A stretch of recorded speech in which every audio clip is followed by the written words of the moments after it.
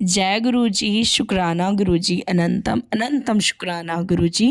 संगत जी, आज का सत्संग हमारे साथ एक प्यारी सी आंटी जी ने शेयर किया है। बहुत ही इमोशनल सत्संग है। संगत जी, आंटी जी की वाणी में सत्संग सुनने से पहले एक सवाल जो मेरे पास बार बार आ रहा है वो है अमृत वेला से रिलेटेड। क्योंकि संगत जी, बहुत सारी सत्संग में अमृत वेला के अलग अलग विधान बताए जाते हैं। विधान इन द सेंस की टाइमिंग अलग बता रहे हैं। कहीं पे 3 बजे है, कहीं पे 4 बजे है, कहीं पे 2:30 बजे है, कहीं पे कहा जा रहा है कि आप 12 बजे भी कर सकते हो। ऐसा नहीं है संगत जी। अमृत वेला सिर्फ और सिर्फ सुबह 4 बजे से लेके 4:30 बजे 5:30 बजे तक, सॉरी मेरे वर्ड के लिए, 4 बजे से 5:30 बजे का वक्त अमृत वेला। अमृत वेला मेनली क्या होता है मैं बता दूँ। अमृत वेला मतलब है कि जिसमें अमृत बरसता हो, ठीक है, जिसमें चांद हमारे सिर पे होता है, या ब्रह्म मुहूर्त जिसको बोलते हैं। ब्रह्मा जी का मुहूर्त ही अमृत वेला होता है। और ब्रह्मा जी का मुहूर्त 4 बजे से स्टार्ट होता है और 5:30 बजे तक रहता है। ये बेसिकली वो घड़ी होती है जब सूरज उगने से पहले, यानी कि आप लगभग 48 मिनट से लेके जो 1.5 घंटे का टाइमिंग रहता है, उसको ब्रह्म मुहूर्त कहा जाता है। अब संगत जी, मेन बात ये आती है कि जी देखिए, हम सारा दिन काम करते हैं, बच्चे संभालते हैं, जॉब वाले हैं, तो हम अमृत वेले में नहीं उठ सकते। तो क्या भगवान हमारी नहीं सुनेंगे? तो ऐसा बिल्कुल नहीं है। आप सच्चे दिल से भगवान को जब भी याद करोगे ना, आपके लिए वही वेला अमृत हो जाएगा। ऐसा मेरा मानना है। क्योंकि संगत जी, जरूरी नहीं है कि हम 4 बजे सुबह उठ सके या 5 बजे उठ सके। अगर हम, मान लो छोटा बच्चा है, आप रात को 10-11 बजे तक जाग रहे हो, है ना, तो आप कैसे उठोगे? ये शरीर को ना रेस्ट भी चाहिए, इसको आराम भी चाहिए, खुराक भी चाहिए। अगर ऐसा होता ना कि इसको नहीं चाहिए, तो ये कंसेप्ट ही नहीं होता, नींद वाला और रात वाला कंसेप्ट नहीं बना होता फिर। तो इतना वहमों में मत पड़ो। अगर आपका शरीर उस काम के लायक है कि सुबह उठ सके, कर सको, तो करिए। नहीं तो सोते वक्त हम भगवान को अगर सच्चे दिल से याद करके और बोल के सो जाए ना कि प्रभु अब आप देख लीजिए, अब इतना इतना सांसारिक जिम्मेवारियां हैं, मैं नहीं उठ पाऊंगी, तो कोई परेशानी नहीं है, कोई दिक्कत नहीं है। भगवान आपको ये नहीं कहने वाला कि तूने अमृत वेला नहीं किया, चल साइड हो। ऐसा नहीं है। बहुत सी संगतें ऐसी भी देखी हैं जिन्होंने कभी जिंदगी में अमृत वेला नहीं किया, अपनी दिनचर्या की है, और उसके बाद में भगवान का नाम के लिए सुमिरन उन्होंने दिन में किए हैं, और वो बहुत ज़्यादा सुखी हैं, उनको बीमारियों से निजात मिल गई, सब कुछ हो गया। तो वो टेंशन लेना अमृत वेला ब्रह्म मुहूर्त की, या अपने परिवार को फिर में थोड़ा खटपट कराना कि आप जल्दी उठ रहे हो, कोई जाग रहा है, ये सब हो रहा है, तो ऐसा ना करें। आप उठ सकते हैं, शरीर अलाउ करे तो ही सुबह उठ के करे। नहीं तो जब आँख खुल जाए तभी वो वेले को अमृत समझिए, भगवान का नाम लीजिए, जैसे आप करते हैं उस तरीके से। इसमें कोई परेशानी नहीं है। मेरी तो ये भावना है, ये मानना है, ये मेरे पर्सनल विचार हैं। अगर कुछ गलत लगा हो तो मुझे माफ़ कर दीजिएगा। और संगत जी, अभी जो मैंने सत्संग के बारे में बताया, बहुत ही इमोशनल सत्संग है, और सभी को ये सत्संग सुनना चाहिए। क्योंकि संगत जी, दुनिया में बहुत बड़े बड़े दुख हैं, हमारा दुख उसके आगे कुछ भी नहीं है। ओम नमः शिवाय। शिव जी सदा सहाय। ओम नमः शिवाय। गुरु जी सदा सहाय। जय गुरु जी संगत जी। जय गुरु जी। गुरु जी के चरणों में शत शत प्रणाम मेरा। मैं संगत जी पहली बार अपना सत्संग आप लोगों को शेयर कर रही हूँ। कुछ भी गलती हो जाए तो मुझे क्षमा कर दीजिएगा संगत जी। मैं आपको अपना गुरु जी से कनेक्शन के बारे में बताती हूँ कि वैसे तो गुरु जी से अब मेरा कनेक्शन, हम लोग का जन्म जन्मांतर का कनेक्शन है, लेकिन गुरु जी के स्वरूप को मानना, उनको, उनकी शक्तियों को जानना, ये तो असंभव है। वो तो शिव रूप है, उनको कोई नहीं जान सकता। लेकिन मैं आपको बताती हूँ, मैं हनुमान जी को ज्यादा मानती हूँ, और उनकी बहुत छोटी सी भक्त हूँ। मैं बड़ी भक्त नहीं कह सकती अपने आप को, लेकिन मैं उनको मानती हूँ और शायद जब किसी को दुख तकलीफ ज़्यादा होती है तो उसको सिर्फ भगवान के अलावा कोई नहीं समझ सकता। और हम इंसान भी कितने स्वार्थी होते हैं कि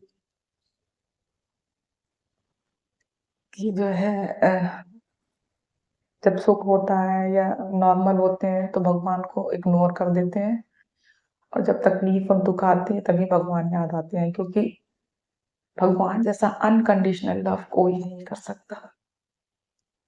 या तो आपके माँ बाप, आप समझ सकते हैं, आपकी तकलीफ को समझ सकते हैं, नहीं तो संसार में ऐसा कोई भी नहीं है जो आपकी तकलीफ को समझ सके। सिर्फ भगवान है, ईश्वर है, वही आपकी तकलीफ को और दुख को समझ सकते हैं। मुझे ऐसी कोई ऐसा प्रॉब्लम, पर्सनल प्रॉब्लम थी जो संकट जी मैं आप लोगों से शेयर नहीं कर सकती।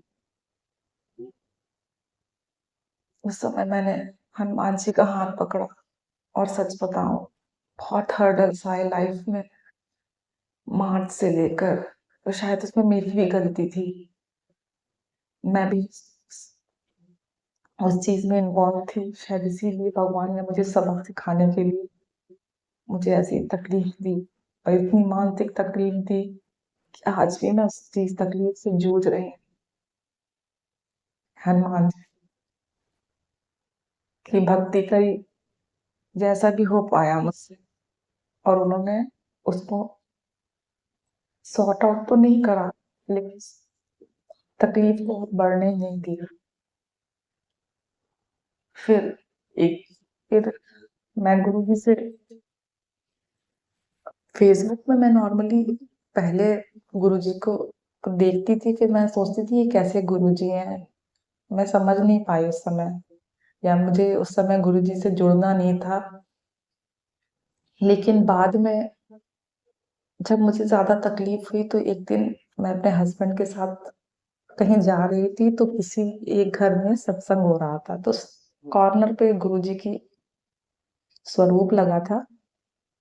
तो वो स्वरूप को मैंने ऐसे झांक कर देखा कि किसके यहाँ क्या पूजा हो रही है या कुछ प्रोग्राम हो रहा है, कार्यक्रम हो रहा है। तो मैंने देखा तो गुरुजी का स्वरूप दिखा मुझे,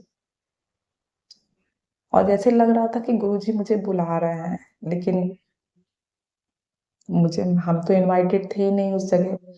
तो मैं आगे बढ़ गई, तो मेरे दिमाग में पता नहीं क्या चल रहा था कि ये गुरुजी मुझे जैसे लग रहा है कि बुला रहे हैं, आओ मेरे पास, आओ मेरे पास। तो मैंने गुरुजी का स्वरूप पहले भी देखा हुआ था। तो फिर मैं घर आई और मैंने अपना गुरुजी का स्वरूप के लिए जानती थी कि उनको मैं तो मैंने शुक्राना गुरुजी करके यूट्यूब में सर्च करा, और उनका स्वरूप और उनके बहुत सारी सत्संग सब कुछ आया। फिर मैंने एक सत्संग सुना, तो मुझे बड़ा अजीब सा लगा कि सब अपने अपने अ, चीजें, अपनी प्रॉब्लम्स जो उनकी सॉल्व हुई है वो तो सत्संग का मतलब ये कैसे हो सकता है, वो तो प्रवचन होता है। फिर मैंने अपने भाई से शेयर किया ये बात, तो उसने भी देखा तो बोला कि हाँ तो फिर मैंने सोचा, फिर 2-3 सत्संग सुने मैंने, तो मैंने कहा कि लगता है कि गुरुजी अपनी जो जो गुरुजी की महिमा है, जो गुरुजी की ब्लेसिंग्स हैं वो शेयर करते होंगे, वही वो अपने सत्संग में सुनाते हैं, कि जिससे कि जो है लोगों का विश्वास और बढ़े प्रभु पे। ऐसे करते करते मैं उनकी सत्संग सुनती गई, उनके बारे में जानकारी लेती रही। तो फिर मुझे लगा कि फिर उसी समय मेरे दिमाग में एक भी और चीज आया कि थोड़े दिन पहले वैसे मैं मंदिर नहीं जाती थी, बीच में ब्रेक लग गया था मेरा। मैं कभी कभी मंदिर जाया करती थी, मुझे लगता था कि हनुमान जी को मानती हूँ तो क्यों ना शिव बाबा को भी जल चढ़ाना चाहिए। तो मैंने एक मन में मान लिया कि मैं जो हूँ सुबह डेली सावन में मैं जरूर जो है शिव जी को जल चढ़ाया करूंगी। तो मैं शिव जी का जल चढ़ाने लगी। फिर उसके बाद मुझे गुरु जी का जो है जहाँ पर सत्संग हो रहा था, वहाँ का एक पता चला।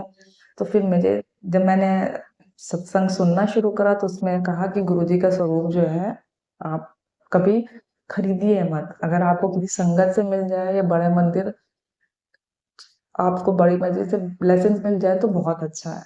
लेकिन मैं क्या करूँ? तो मैंने जो है मैं जब मंदिर गई तो मेरे दिमाग में आया कि चलो आंटी के पास जाती हूँ, जैसे आंटी के यहाँ सत्संग आता। लेकिन मुझे थोड़ा सा घर थोड़ा कंफ्यूज था, फिर भी मैं पूछ के किसी से उनके घर चली गई। तो मैं गई, उनसे बात करी, बड़ा अच्छा लगा।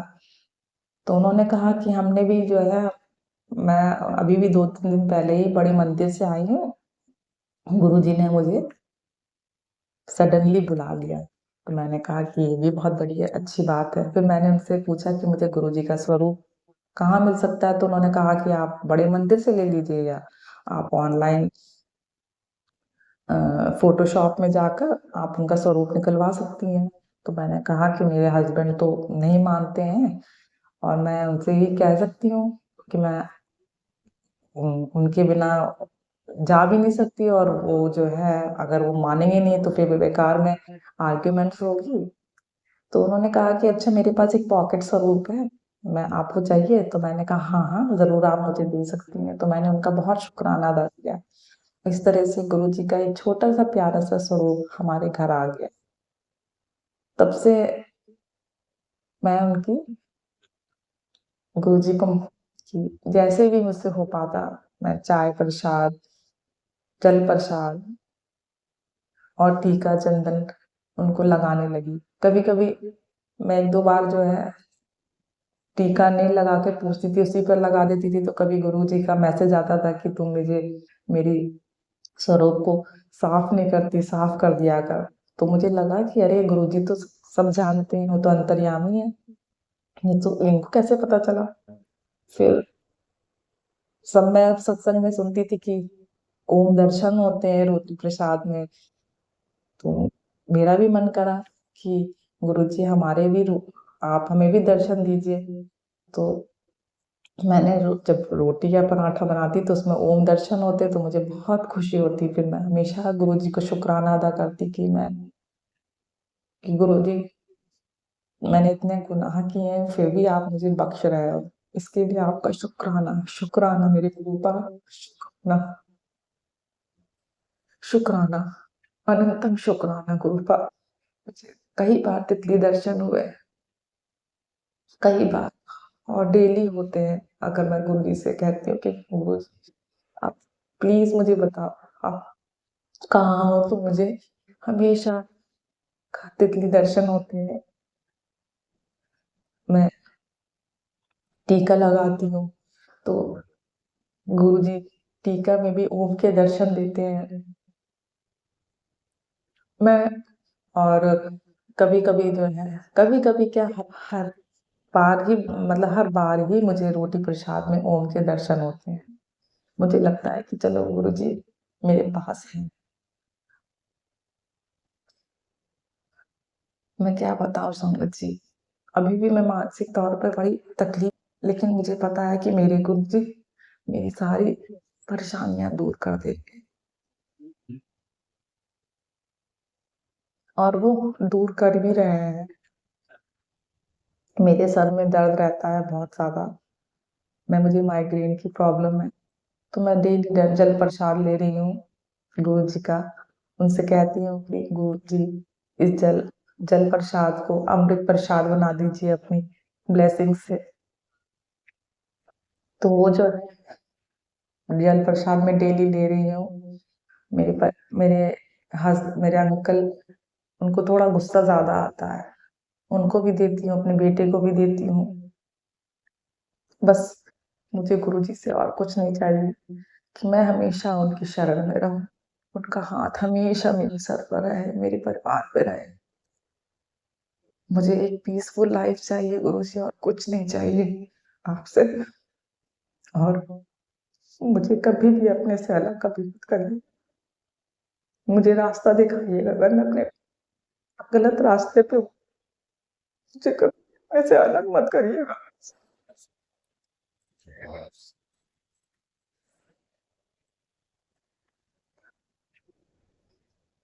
आप सब कुछ जानते हो,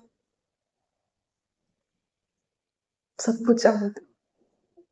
मैं जानती हूँ आप सब कुछ जानते हो गुरुपा। मेरे मम्मी-पापा नहीं है। कभी-कभी मैसेज करते हो कि बड़ा बड़ा मंदिर तेरा महँगा है, मैं तेरा पिता हूँ। मुझे इतना अच्छा लगता है गुरुजी कि मैं क्या बताऊँ।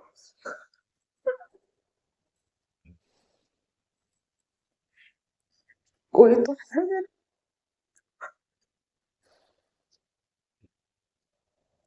कोई तो है मेरा, जो मेरी सुनता है, मेरी बात को समझता है।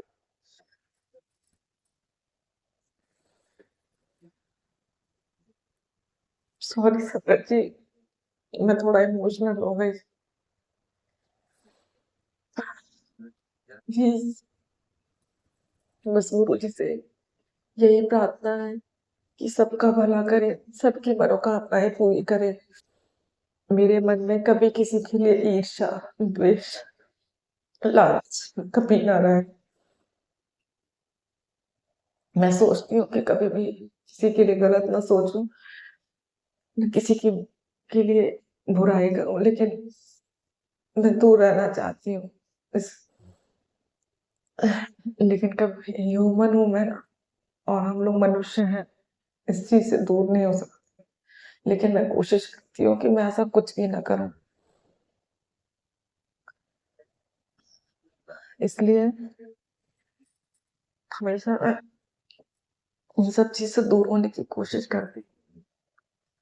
मन में ऐसी भावना रखती हूँ कि सबके घर में खुशियाँ आएँ, सबका भला हो, सबके सबके परिवार में पीस रहे, हेल्थ अच्छी रहे, क्योंकि हेल्थ के बिना तो कुछ भी नहीं है। नहीं, ये स्पिरिचुअलिटी माँगती हूँ कि मैं स्पिरिचुअल बनूँ, मन में अच्छी भावना रखूँ। नेगेटिव थॉट्स आते हैं गुरुजी, तो मैं कहती हूँ गुरुजी मुझे पॉजिटिव थॉट्स दीजिए। कभी-कभी मैं अपने आप को बहुत कोसती हूँ, तो गुरुजी का मैसेज आता है कि अपने को कभी कोसा मत करा कर और ना रोया कर। मुझे बिल्कुल नहीं अच्छा लगता है। मैं बड़े मंदिर नहीं गई, अब गुरुजी कहते हैं कि तू बड़ी मंदिर आ जा। तो मैं कहती हूँ कि गुरुजी जैसे जब भी आप बुलाओगे, तब मैं ज़रूर आऊँगी अपने परिवार के साथ। बस गुरुजी जब गुरुजी की इच्छा होगी तभी वो मुझे बुलाएँगे और मैं हमेशा तैयार हूँ बड़े मंदिर आने के लिए। मैं बहुत उत्साहित हूँ कि मैं बड़े मंदिर आऊँ और गुरुजी से मैं गुरुजी के दर्शन करने आऊँ, अपने गुरुजी से मिलने आऊँ, हँसती हुई आऊँ और हँसती हुई जाऊँ। मैं गुरुजी से कुछ नहीं माँगती, बस गुरुजी आप हमेशा मेरे साथ रहिए, हमेशा मेरे साथ रहिएगा। अपने श्री चरणों में मेरी थोड़ी-सी जगह दीजिएगा मुझे। गुरुजी बहुत बहुत भोले हैं, शिव बाबा हैं गुरुजी, शिव बाबा बहुत सुनते हैं, बहुत सुनते हैं। सबकी सुनते हैं, सबकी सुनते हैं। गुरुजी,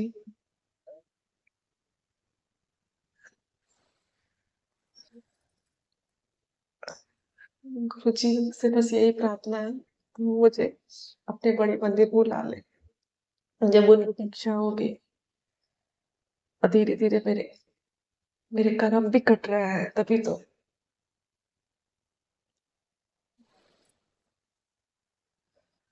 मैं संगत जी अपना सत्संग को यहीं विराम देती हूँ। मुझसे कोई गलती हो गई हो तो मुझे माफ़ कर दीजिए।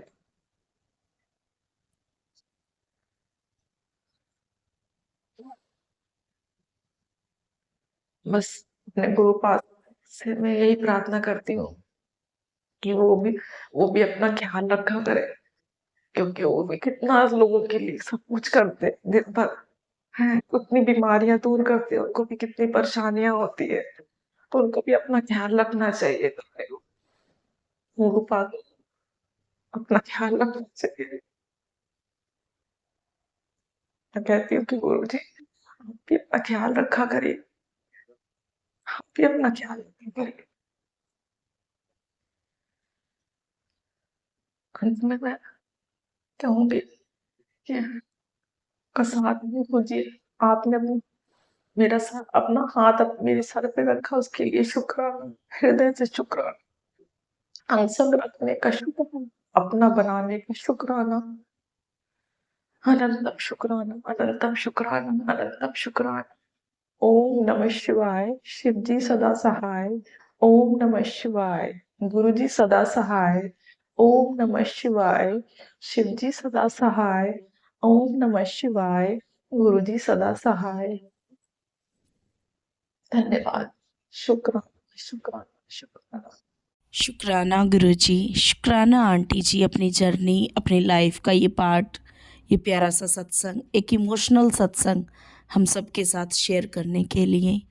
गुरुजी से प्रार्थना करती हूँ कि गुरुजी आपकी जो भी परेशानियाँ हैं, जो भी मुश्किलें हैं, उनको जल्दी से दूर कर दें और आपका ये जो बेचैन मन है इसमें थोड़ा शांति दें, सुकून दें, ताकि आप भी अपने उज्जवल भविष्य में अच्छे से रह सकें। संगत जी, आपसे भी रिक्वेस्ट करूँगी कि सभी जो है आंटी जी के लिए प्रेयर करें कि उनकी जो प्रॉब्लम है माइग्रेन की या जो भी बाकी ज़िंदगी की समस्याएं हैं वो गुरुजी जल्दी से दूर कर दें। संगत जी, हमारे गुरुजी बड़े दयालु हैं। गुरुजी के आगे अगर हम सच्चे दिल से अरदास करेंगे ना तो वो ज़रूर कबूल करेंगे। इसी के साथ आज के सत्संग को विराम देते हैं। नया सत्संग कल अपलोड करेंगे।